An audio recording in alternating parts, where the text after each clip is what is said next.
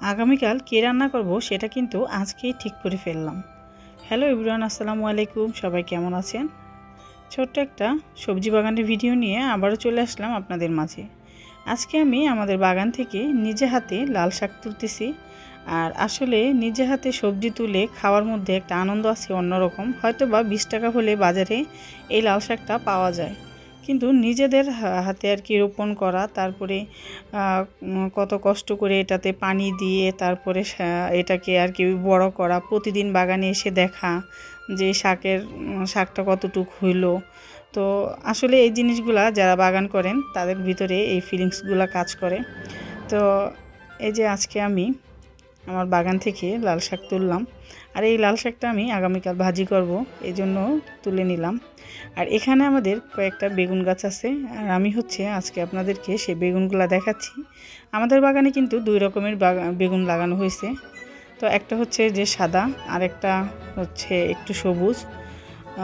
গত বছর আমাদের মাশাআল্লাহ অনেক বেগুন হয়েছিল, কিন্তু এবার কেবল আর কি ফলন দেওয়া শুরু হয়েছে। তো জানি না কেমন হবে, দোয়া করবেন সবাই। তো এই যে আরেকটা, তো মোটামুটি খাওয়ার উপযুক্ত হয়ে গেছে। তো আজকে আমি একটা বেগুন নিয়ে নিব, আর আগামীকাল আমি এই রান্নাগুলোই করব। এই বেগুন ভাজি করব, লাল শাক করব, আর দেখি কি আছে বাগান থেকে একটু ফ্রেশ কিছু ধনিয়া পাতা তুলব। আর আমাদের বাগান থেকে নতুন রঙের একটা আর কি কাঁচা মরিচ, সাদা রঙের, সেই মরিচটা তুলে নিব। তো আসলে এই ধরনের শখ যাদের নাই, আমি মনে করি তাদের আসলে কোনো ধরনের শখই নাই। কারণ এগুলা আসলে একটা শখের বিষয়, আর এই শখটা কিন্তু সবার থাকে না।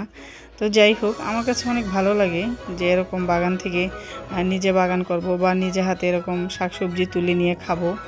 হয়তোবা বাজারে একটু পাওয়া যায় সবই, কিন্তু নিজে হাতে করে খাওয়ার মধ্যে আসলে অন্যরকম একটা আনন্দ কাজ করে। এটা আসলে ভাষায় প্রকাশ করার মতো না। এই যে দেখেন, এই মরিচগুলো কিন্তু অনেক ঝাল।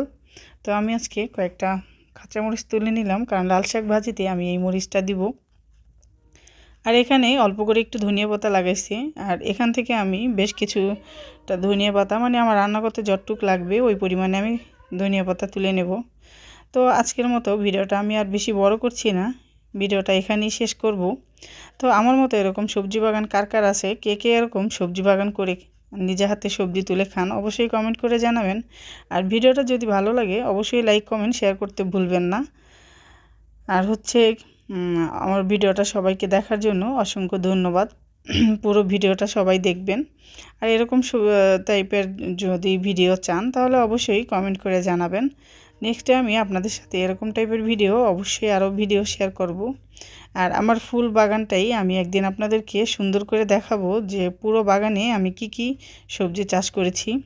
তো এই যে আজকের মতো আগামীকালে রান্নার জন্য যা যা লাগবে সব কিছু আমি তুলে নিলাম। কাঁচামরিচ, ধনিয়া পাতা, লাল শাক, আর একটা